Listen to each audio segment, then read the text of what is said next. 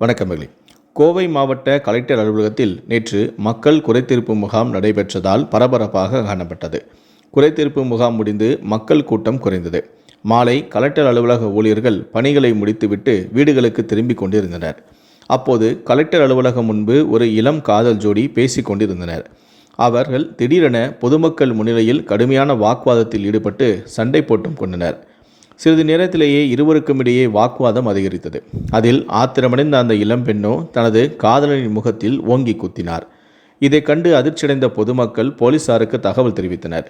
Collector அலுவலகம் பகுதியில் பாதுகாப்பு பணியில் ஈடுபட்டிருந்த போலீசார் அங்கு வந்து இருவரையும் தடுத்து நிறுத்தி விசாரணை செய்தார்கள். விசாரணையில் வடவழியை சேர்ந்த அந்த பெண்ணை திருப்பூர் அவினாசி பாளையத்தை சேர்ந்த இளைஞர் கடந்த 9 மாதமாக கோவையில் தனியாக வீடு எடுத்து தங்க வைத்திருந்ததாகவும் திருமணம் செய்வதாக கூறி குடும்பம் நடத்திவிட்டு திருமணம் செய்யாமல் ஏமாற்றியதாகவும் கூறினார். மேலும் அந்த இளைஞனின் பெற்றோர் மற்றும் குடும்பத்தினர் வந்தால் மட்டுமே தான் அங்கிருந்து செல்வேன் எனவும் அந்த பெண் தெரிவித்துள்ளார். இதையடுத்து போலீசார் அந்த இளம்பெண்ணை சமாதானம் செய்து இருவரையும் ரேஸ்கோர்ஸ் போலீஸ் நிலையத்துக்கு அழைத்து சென்றனர். அங்கு போலீசார் இருவரது குடும்பத்தினரையும் வரவழைத்து விசாரணை நடத்தி வருகின்றனர்.